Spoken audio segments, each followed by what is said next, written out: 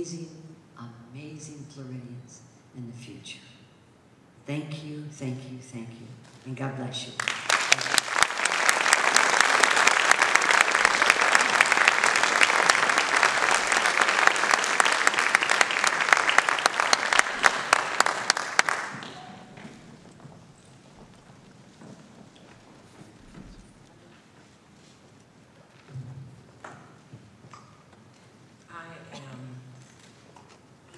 Speechless. I am speechless. That was absolutely beautiful. Thank you.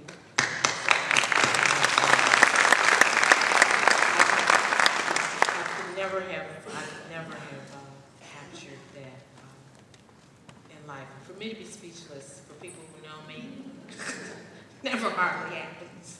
Oh, I'm sorry. It doesn't ever happen. There are teachers here. I would like to have you look at the front and side cover of your program. And you'll see that it reads in memoriam. And the name that appears there is Gerald A. Williams. I wanted to take this time to recognize a great lawyer, a man who cared about education, a man who cared about educators, who was my boss, and he was my friend, Gerald Williams. We're giving an in memoriam or posthumous award to Mr. Williams today for the contributions that he's made in the area of education. I want to tell you a little bit about Mr. Williams, just briefly. You can read in your program all of the things that he's done, but just to give some of the highlights, Gerald was one of the first African-American graduates of the Levin College of Law at the University of Florida, class of 1975. He was a founding partner in the largest African-American law firm in the state of Florida and one of the most prestigious in the nation, Haygood and Williams. The mainstay of that partnership of that law firm was labor and employment. Mr. Williams served as Chief Labor Counsel and Chief Officer of Labor and Legislative Relations in Miami-Dade. He was Chief Negotiator and most recently served as Chief Counsel in the Palm Beach County School District. We lost Mr. Williams, who was my friend and my boss, a year ago in May of 2010. I think it was a huge loss for the district, and it was hard to say goodbye to a friend. Mr. Williams has done many great things and served the Department of Legal Affairs, the Office of Chief Counsel with the school board, at a time when it was critical. We lost most of our lawyers, they'd left, and we were left with a shoestring staff, and Mr. Williams built not only an office in a bureaucratic organization, but he built a law firm. He had faith in me, and he had faith in all of the lawyers. He had faith in the children of Palm Beach County. He'd always tell us, it was kind of funny, he'd always tell us, he had this voice. First of all, he could sing. Oh my God, the man had a wonderful voice. If you'd never heard him, you missed a treat. He would always tell us, and when we'd come up with all these problems, well, we got a lawsuit and they're saying this and that. He would say, well, what about the kids? I understand what the law says is right and wrong, but how is this going to affect the children?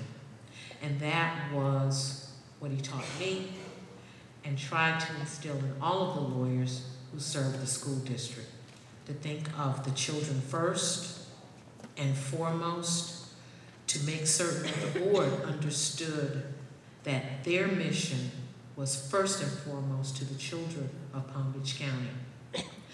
So I'd just like to give a recognition and award a posthumous award to Gerald A. Williams.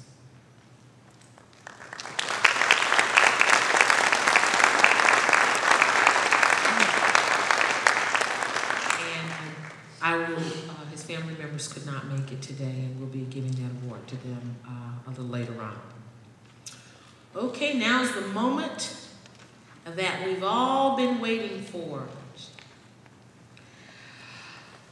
We're going to give out a series of awards to different people from different walks of life. Some of them are in the school district. Some of them keep the school district on their toes. A dear friend of mine is being recognized amongst the people. The first area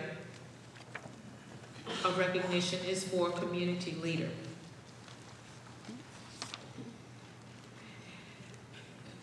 The Honorable Moses Baker. He's a circuit judge in the 15th Judicial Circuit in and for Palm Beach County, Florida. He is currently serving in the Juvenile Division of the Circuit Court and is located in the South County Courthouse. He was actually a classmate of our posthumous honoree, Mr. Williams, and shares the distinction with him of being one of the first African-American graduates of the University of Florida College of Law. As a juvenile court judge, Judge Moses Baker requires that each child appearing in his courtroom receives an appropriate education. He orders them to go to school. He orders them to produce C's or better.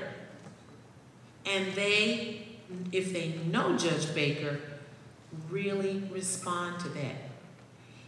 He talks to each child that comes into his courtroom as if that child were his own. He connects with children on a level that he doesn't have to do, but he is driven to do. He required every child, as I said, to maintain passing grades. And then he had, I don't know if he's still doing it, but he did have a celebration for the kids coming in that made honor roll, and he would do recognitions for children who did well, who happened to come into his courtroom. And many of the children coming into Judge Baker's courtroom, some of them were children who had been lost in the dependency system. Many of those children were children who were caught up in the delinquency program, meaning they were troubled kids.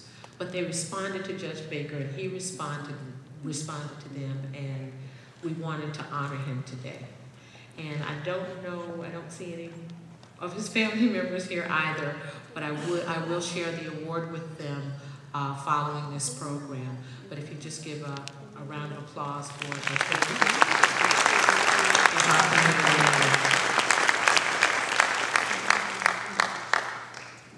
Margarita Pincos.